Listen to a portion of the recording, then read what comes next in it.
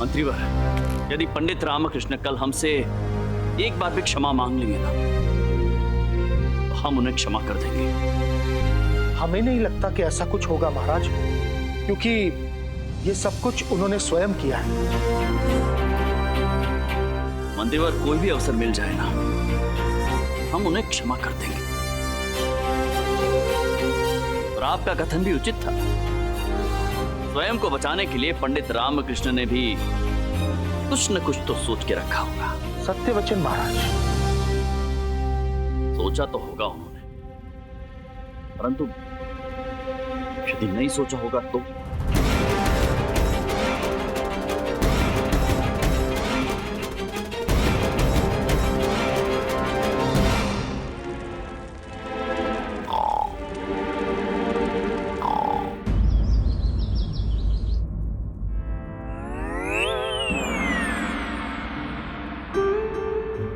गुरुजी की जान फूलदान में अटकी है। काश निकल जाए। महाराज कृष्णदेवराय की, महाराज कृष्णदेवराय की, महाराज कृष्णदेवराय की। गुरुवार, गुरुवार। क्या महाराज? क्या महाराज? क्षमा, उठाओ उठाओ उठाओ उठाओ।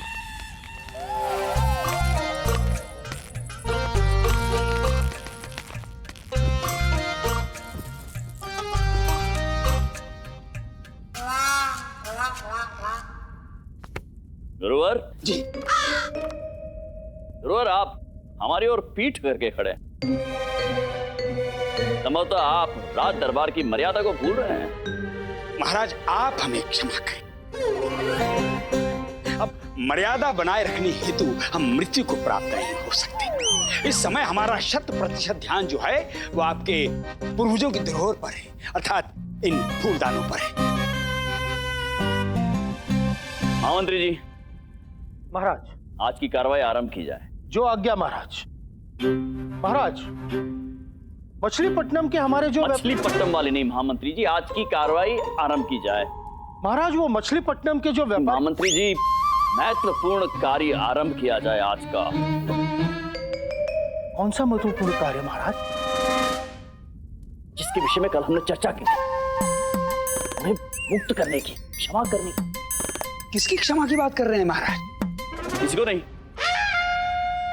आपने अभी कहा महाराज, हमने स्वयं अपने कानों से सुना। गुरुवार, आप इन फूलदानों पर दृष्टि रखिए, उन्हें कहीं कुछ हो ना जाए। हाँ, हाँ, हाँ, हाँ, हाँ।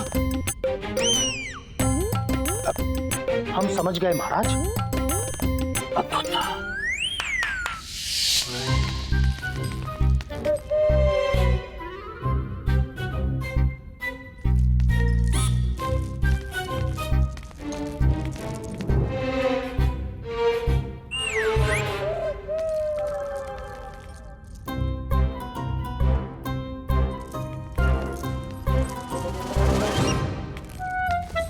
कौन है? दूर हटो हमारे फूलदान से, दूर हटो। कौन है? कौन है वहां? कौन है? प्रणाम गुरु है। पंडित रामकृष्ण। पंडित रामकृष्ण को अभी तक मृत्यु दंड नहीं दिया गया। महाराज, ये क्या हो रहा है? महाराज, आपके आदेश का उल्लंघन हुआ है। शांत हो जाइए गुरुवार। प्रणाम महाराज। प्रणाम पंडित रामकृष्ण। कोतवाल महोदय। जी महाराज। पंडित रामकृष्ण ने आपका दंड अपने सिर पर ले लिया। हम जानना चाहते हैं, यदि आप इनके स्थान पर होते तो क्या करते? अरे महाराज, मेरे छोटे छोटे बच्चे हैं महाराज, और एक पत्नी, तनिक उसके बारे में तो सोचिए महाराज। कोतवाल, रुदन बंद कीजिए। प्रश्न पूछा है, सरल सा है, उत्तर दीजिए उसका। महाराज, मैं तो ऐसा नहीं कर पाता महाराज। देखिए महाराज, इसका मतलब ये नहीं कि मैं पंडित रामकृष्ण जी का आदर नहीं करता। महाराज, मैं पंडित रामकृष्ण जी का हृदय से सम्मान करता हूँ, लेकिन मैं आपकी आज्ञा का उल्लंघन नहीं कर सकता महाराज। सुना पंडित रामकृष्ण? जी महाराज। क्या है कि हर व्यक्ति एक समान नहीं होता ना। ये आप जानते हैं पंडित रामकृष्ण कि आपको हमने यहाँ क्यों बुलाया? जी महाराज। याद है आप? जी महाराज, आपने मेरी अंतिम इच्छा की पूर्ति के लिए मुझे यहाँ बुलाया है। अंतिम इच्छा? सत्य कहा आपने पंडित रामकृष्ण, हमने आपको यहाँ पर आपकी अंतिम इच्छा की पूर्ति हेतु ही बुलाया और हमें ज्ञात है आपकी अंतिम इच्छा क्या है। आप चाहते हैं कि आपको मृत्यु दंड से मुक्ति मिल जाए, तो उचित है हम आपकी अंतिम इच्छा पूर्ण करते हैं, आपको मुक्ति देते हैं, क्षमा करते हैं। महामंत्री जी, पंडित रामकृष्ण ने क्षमा नहीं मांगी है महाराज। जय महाराज, हमारे विचार से हमें पंडित रामा के मुख से सुन लेना चाहिए कि उनकी अंतिम इच्छा क्या है। उचित। पंडित रामकृष्ण कहिए, आप अपने मुख से कहिए आपकी अंतिम इच्छा क्या है। महाराज, मैं आपकी कृपा से पूर्ण रूप से संतुष्ट हूँ। वैसे तो मेरी कोई अंतिम इच्छा थी नहीं, किंतु अब आप जब इतना कह ही रहे हैं तो मैं जाते जाते एक आवश्यक कार्य करना चाहता हूँ। अवश्य, अंतिम इच्छा आपकी कीजिए। महाराज, यदि आप अनुमति दें तो मैं जाने से पहले इन दोनों फूलदानों को अपने हाथों में लेकर देखना चाहता हूँ। हाथ लगाने की कोई आवश्यकता नहीं है। हटी हटी, दूर हटी, वहां जाइए, वहां खड़े होकर भली भांति देख लीजिए। अनुमति है? नहीं महाराज। मनी, प्रतीत होता है कि पंडित रामकृष्ण मृत्यु से पूर्व हमारे गुरुजी का गला घोटना चाहते हैं। अरे घोड़ते तो ज्यादा अच्छा है, बहुत दिन से इंतजार चल रहा है। अनुमति है। आइए आइए, आराम से, आराम से, आराम से, आराम से, आराम से, आराम से, आराम से रख दो।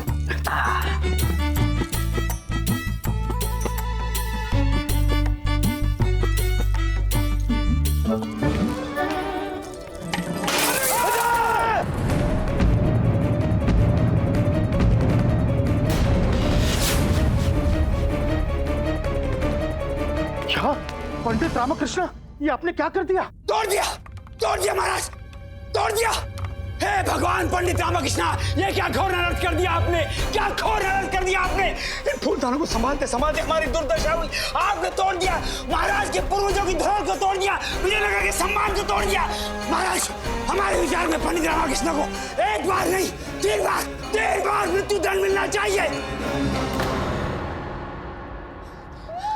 गुरुवर, अरे गुरुवर, शांत हो जाइए गुरुवर, शांत शांत शांत शांत, ठीक है? हाँ, तो अच्छा लग रहा है। अच्छा लग रहा है। हाँ गुरुवर, ऐसा करना अत्यंत आवश्यक था। आपने देखा ना, इन फूलदानों के कारणवश कोतवाल जी फंसे, फिर मैं फंसा, और आप तो पूर्व से ही फंसे हुए हैं, है कि नहीं? हाँ। अरे राजगुरु से पहरेदार बन गए आप। वो तो है। नहीं गुरुवर, ये फूलदान ऐसी समस्या बन गए जिन्होंने आपका जीवन दूभर कर दिया। कोतवाल महाशय, जिनका दायित्व नगर की रक्षा का होता है, उन्हें इन तुच्छ फूलदानों की रक्षा का दायित्व दे दिया गया। और मुझे पूर्ण विश्वास है कि, क्षमा करें, दोनों महारानियों की दशा भी विकट ही रही होगी, ये सोचकर कि इन फूलदानों को कुछ हो ना जाए। इन फूलदानों को तोड़कर मैंने आपके जीवन की रक्षा ही की है। जरा सोचिए, यदि किसी और की त्रुटि से इन फूलदानों को कुछ हो गया होता तो। ये तो आपने बहुत अच्छा किया पंडित रामकृष्ण। नहीं ना ना ना ना, हमारे कहने का तात्पर्य ये है कि गुरुवर, मुझे तो मृत्युदंड मिल ही चुका है। अब मैं एक फूलदान तोड़ूं या 3, मेरा अब इससे अधिक बुरा और क्या हो सकता है। हाँ, बाकी के शेष दोनों फूलदान तोड़कर मैंने कदापि 2 जीवन की रक्षा ही की है। ये तो है। महाराज, मुझे जो उचित लगा मैंने वो किया। यदि आपको ये अनुचित लगा हो तो आप जो चाहे मेरे साथ कर सकते हैं।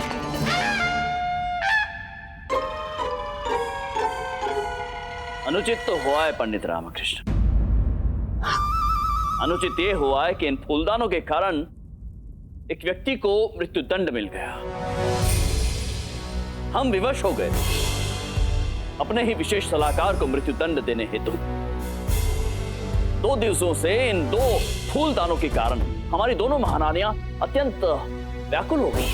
तनावपूर्वक हो गया इनका जीवन। और तो और हमारे गुरुवर, हमारे पूज्य गुरुवर, इनकी सेवा में दिवस रात लगे हुए हैं।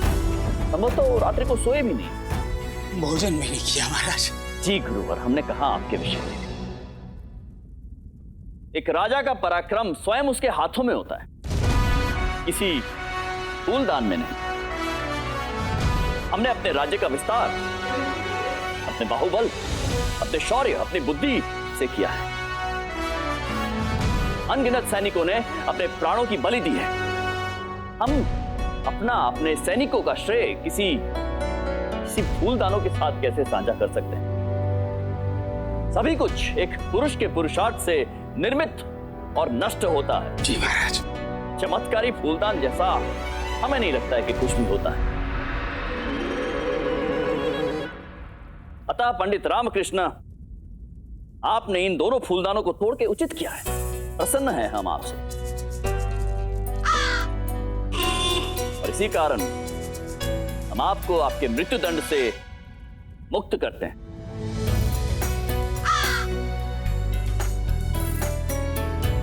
महामंत्री जी, महाराज, पंडित रामकृष्ण को मुक्त कर दिया जाए। जो आज्ञा महाराज। सिपाहियों,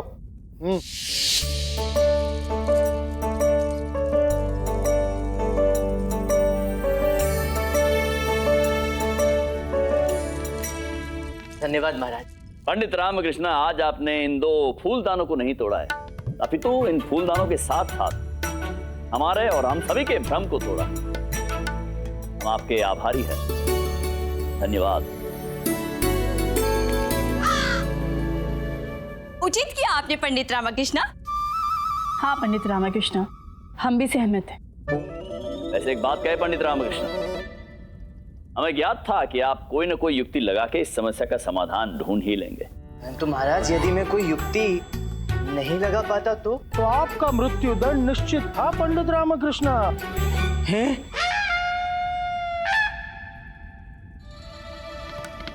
हाँ, क्यों महाराज?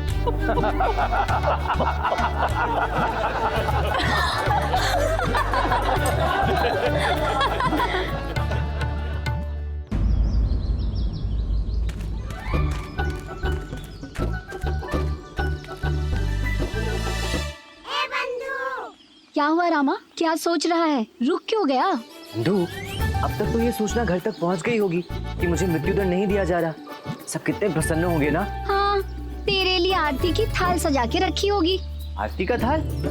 पुष्पों की वर्षा होगी मुझ पर, पुष्पों की वर्षा। और अम्मा ने तो अपने लड्डू भी बाहर निकाल कर रखे होंगे मुझे खिलाने के लिए, है ना?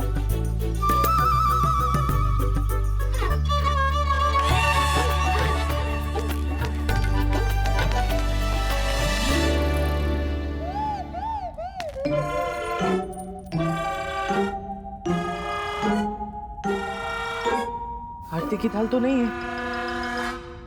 यहाँ तो ये भिगोए हुए दाल, गीले वस्त्र, जूठे बर्तन और सब्जियां रखी हैं।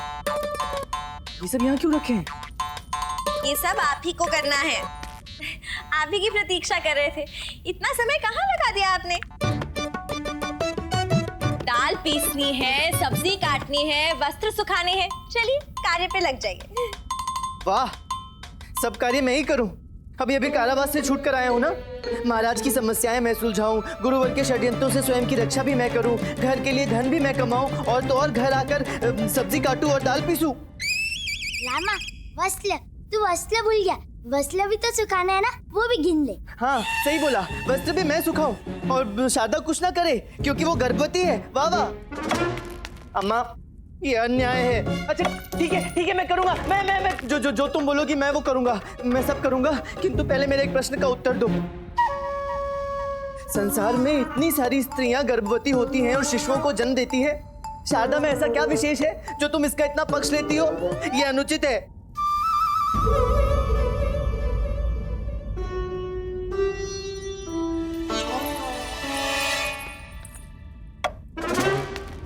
तू सत्य कह रहा है पुत्र। मैं अज्ञानी महिला, तू तो ज्ञानी पंडित है। मैं तो समझ ही नहीं पाई। तू मेरा पुत्र है, मुझे तेरा पक्ष लेना चाहिए। हाँ।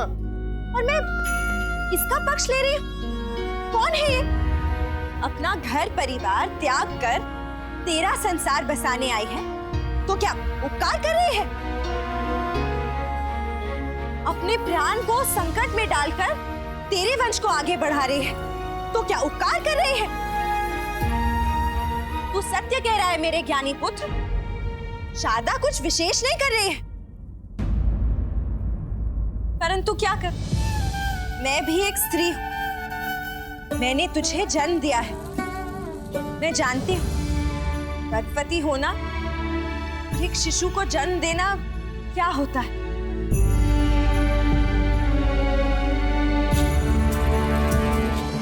तू सत्य कह रहा है, इसमें विशेष क्या है? शिशु को जन्म देने का कष्ट मृत्यु समान होता है, परंतु इसमें विशेष क्या है? मृत्यु तो सत्य है, शाश्वत है, किसी को भी आ सकती है। ये शारदा को भी आ गई तो इसमें विशेष क्या है?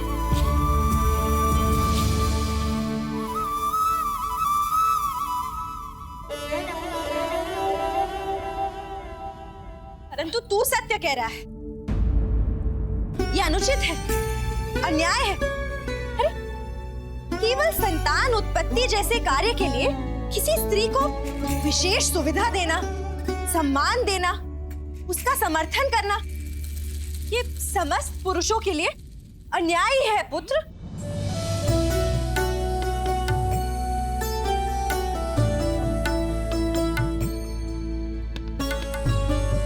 माँ, सोच, शारदा अपने अंदर एक जीव को संभाल रही है। तू तो अपनी मर्जी से खाएगा पिएगा, परंतु तुझे ज्ञात है शारदा की ये परीक्षा 9 मास तक चलेगी। उसे कितना कष्ट होगा। वो अपनी मर्जी से ना कुछ खा पाएगी, ना कोई कार्य कर पाएगी। पर इसमें क्या विशेष है?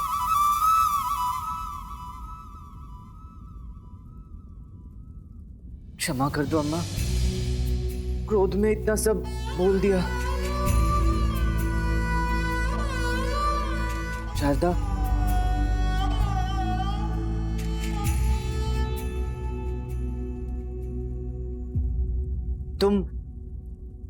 तुम पूजनीय हो। हाँ, हमें ज्ञात है, हमें अम्मा ने बताया हम पूजनीय। हाँ तो बोलो, जो भी कार्य करना है सब निसंकोच होकर बोलो, मैं सब कर दूंगा। अच्छा, एक क्षण रुकिए। क्यों, कोई सूची बनाई है क्या?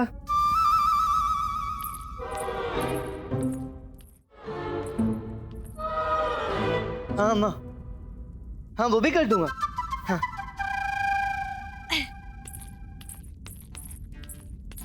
उठा लो। क्या? पंजीरी उठा लो, इसे खाने से शक्ति आती है। तुम इसे खाओ, तुम्हें शक्ति की अधिक आवश्यकता है। नहीं, पहले आ। नहीं पहले तुम। नहीं, पहले आ। नहीं पहले तुम। पहले आ। पहले तुम। पहले आ। मुझे दे दो। हाँ, इसे दे देते हैं। हाँ, ये ले। रुक, मैं थोड़ा सा चख लेता हूँ पहले। हाँ,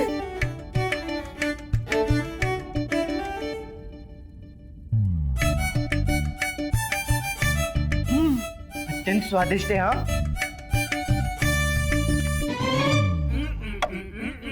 मंजीरी खा ली? हाँ माँ। शक्ति आ गई होगी। हाँ माँ, आ गई। चल, अब वस्त्र सुखा दे। हाँ। फिर झाड़ू कर दे। हाँ। फिर पोछा लगा दे। हाँ। फिर पात्र धो देना। हाँ?